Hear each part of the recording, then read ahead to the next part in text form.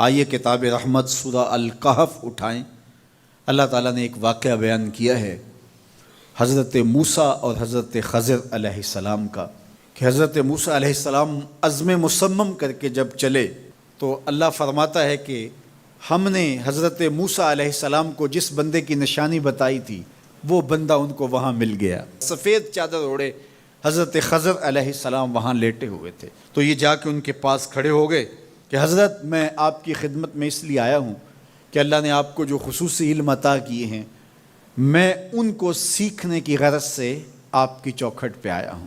کہا تم میرے ساتھ صبر نہیں کر پاؤ گے، معاملے مشکل ہیں، سفر دشوار ہے، منزل کٹھن ہے، اور میرے معاملات ایسے ہیں کہ تم اعتراض کرو گے اس کے بغیر تم رہ نہیں سکتے۔ حضرت موسیٰ علیہ السلام نے کہا اگر اللہ نے چاہا تو آپ دیکھیں گے میں صبر کروں گا اور آپ کے کسی حکم کی کسی کام کی میں نافرمانی نہیں کروں گا، کسی کام کا انکار نہیں کروں گا۔ کہا کہ اچھا شرط یہ ہے کہ جو میں کروں اس پر تم اعتراض نہیں کرو گے، سوال نہیں کرو گے، یہاں تک کہ میں خود ہی نہ بتاؤں۔ تو کہا کہ یہ شرط ٹھہری، میں کوئی بات نہیں کروں گا۔ فانطلقا، دونوں چل پڑے، دریا کے پار جانا تھا۔ جو کشتی کا مالک تھا، کشتی بان تھا، وہ حضرت خضر علیہ السلام کو جانتا تھا تو اس نے کرایہ بھی نہیں لیا، لیکن جب کشتی پر سوار ہوئے تو عصا مار کے حضرت خضر علیہ السلام نے کشتی کا ایک پھٹا توڑ دیا۔ تو بے ساختہ حضرت موسیٰ علیہ السلام نے کہا آپ نے پھٹا توڑ دیا، یہ سارے ڈوب جائیں؟ کہا میں نے کہا تھا نا تم میرے کاموں پہ صبر نہیں کر پاؤ گے۔ تو حضرت موسیٰ کو یاد آیا، کہا میں بھول گیا تھا، اس پر مواخذہ نہ کیجیے۔ پھر دونوں چل پڑے، بچے کھیل رہے تھے، ایک خوبصورت لڑکا وہ بھی بچوں میں کھیل رہا تھا۔ حضرت خضر آگے بڑھے اور اس کی گردن مروڑ دی، اس کو قتل کر دیا۔ صاحب شریعت تھے حضرت موسیٰ علیہ السلام، نہ رہ سکے، پھر بول پڑے ایک جان کو بغیر کسی جان کے بدلے میں قتل کر دیا، اس نے گوایا کیا تھا ہمارا؟ آپ نے بہت ہی جو ہے وہ غلط کام کیا، یہ کام اچھا نہیں کیا آپ نے۔ کہا میں نے کہا نہیں تھا کہ تم میرے ساتھ صبر نہیں کر پاؤ گے۔ کہا ایک موقع اور دے دیجئے، اب اگر میں نے کوئی اعتراض اٹھایا تو پھر دوبارہ مجھے آپ اپنی صحبت میں نہ رکھیے، عذر تمام ہو جائے گا۔ پھر دونوں چل پڑے، یہاں تک کہ ایک بستی میں دونوں آئے تو آپ نے بستی والوں سے کہا کہ ہم مہمان ہیں، آپ ہماری مہمان نوازی کیجیے، کھانا کھلائیے۔ تو انہوں نے انکار کر دیا، کہا کہ ہم تو آپ کو بلایا نہیں ہے، آپ خود آئے ہیں، آپ اپنے کھانے کا خود انتظام کیجیے۔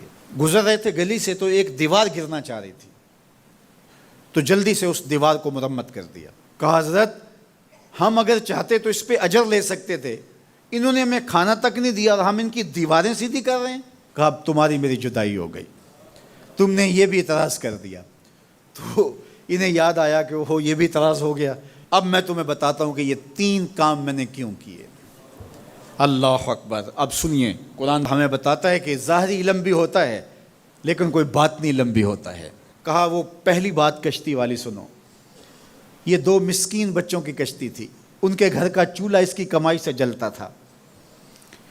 دریا کنارے کنارے ایک ظالم بادشاہ رہا تھا جو لوگوں کی کشتیاں چھین رہا تھا، ہم نے تھوڑا سا عیب لگا دیا، وہ ٹوٹی کشتی چھوڑ کے چلا گیا۔ اب وہ تھوڑے سے پیسے لگا کے کشتی مرمت کرا لیں گے، گھر کا چولہا جلتا رہے گا، بتاؤ اچھا کیا یا برا کیا؟ کہا رہی بات اس بچے کی جس کو ہم نے قتل کیا، اس کے ماں باپ مومن تھے، نیک تھے، صالح تھے، بچے نے بڑا ہو کے بہت برا ہونا تھا، ہم نے اس کو قتل کر دیا، اللہ اس کے بدلے ان کو بہتر اولاد دے گا۔ علماء تفسیر نے لکھا ہے اس بچے کے بدلے میں اللہ نے ان والدین کو ایک بیٹی عطا کی جس کی نسل سے 70 نبی پیدا ہوئے۔ دیوار کی کہانی بھی سن لیجئے، یہ شہر کے 2 یتیم بچوں کی دیوار تھی اور اس کے نیچے ان کا خزانہ تھا اور ان کا باپ بڑا نیک تھا۔ خزانہ دیوار کے نیچے ہے، دیوار گرنا چاہ رہی ہے، کسی معمولی دھکے سے گر جاتی۔ 2 ہی صورتیں تھیں، یا وہ بچے خود اپنا خزانہ اٹھا لیتے یا لوگ اٹھا کے لے جاتے۔ لوگ اٹھا کے لے جاتے پھر بھی ہاتھ میں کچھ نہ آیا، اور اگر وہ خود اٹھا لیتے تو بچے ہیں، بچپنے کی وجہ سے وہ اس کو اڑا دیتے۔ تو ہم نے اس کے اوپر دیوار کھڑی کر دی، جب تک وہ اس قابل نہیں ہو جاتے کہ یہ خزانہ نکال کے اس کو صحیح مصرف پہ لگا سکیں، اتنی دیر تک دیوار گرے گی نہیں۔ اللہ اکبر۔ وہ کسی وجہ سے دیوار قائم رہے گی، اور جب وہ اس عمر کو پہنچ جائیں گے جس عمر میں وہ اس خزانے کو سنبھال سکیں گے تو پھر دیوار خود بخود گر جائے گی اور یہ خزانہ نکال کر کے اپنے کام پہ لے آئیں گے۔ میں جب پہلی مرتبہ اس کو جو ہے وہ غور کے ساتھ تلاوت کیا تو مجھے یہ لگا کہ اس کا انطباق پاکستان کے حالات پہ بھی ہو سکتا ہے، اس لیے کہ یہ بھی یتیموں کا سرمایہ ہے۔ کتنے یتیم روتے بلکتے رہ گئے اور ان کے سر سے جو ہے وہ سائے اٹھ گئے اس وطن کے لیے، لیکن میرے مالک نے اس ملک کے خزانوں پر گہرے پہاڑ اور بڑی بڑی دیواریں کھڑی کر دی ہیں۔ جب تک یہ قوم بلوغت تک نہیں پہنچے گی اتنی دیر تک وہ خزانے ظاہر نہیں ہوں گے، اور جب یہ قوم اپنی بلوغت تک پہنچے گی، شعوری بلوغت، فکری بلوغت، علمی بلوغت، اور رب سے جو وعدہ کیا تھا پاکستان کا مطلب کیا، لا الہ الا اللہ، جب اس بلوغت تک یہ پہنچ جائے گی، اس وعدے کی تکمیل ہوگی، پھر رب دیوار ہٹا دے گا اور پاکستان کو اللہ اتنے خزانے دے گا اور پاکستان ایسا مالا مال ہوگا دنیا دیکھنے آئے گی انشاءاللہ۔ اس لیے رب نے دیواریں بنا کے رکھی۔ تمہارا باپ معین الدین چشتی بڑا نیک تھا، تمہارا باپ داتا گنج بخش علی حجویری بڑا نیک تھا، تمہارا باپ حضرت مجدد الف ثانی بڑا نیک تھا، ان کی وجہ سے میں دیواریں کھڑی کر رہا ہوں اور مضبوط حصار لگا رہا ہوں تمہارے خزانوں پر، اور وہ وقت آئے گا جب تم بلوغت کی عمر کو پہنچو گے دیواریں ہٹ جائے گی اور تمہارا وطن زمانے پہ مہکتے پھول کی طرح اور چمکتے ستاروں کی طرح اور روشن آفتاب کی طرح چمکتا اور مہکتا دکھائی دے گا، اور زمانہ پاکستان دیکھنے آئے گا، پاکستان دنیا کی قیادت کرے گا انشاءاللہ۔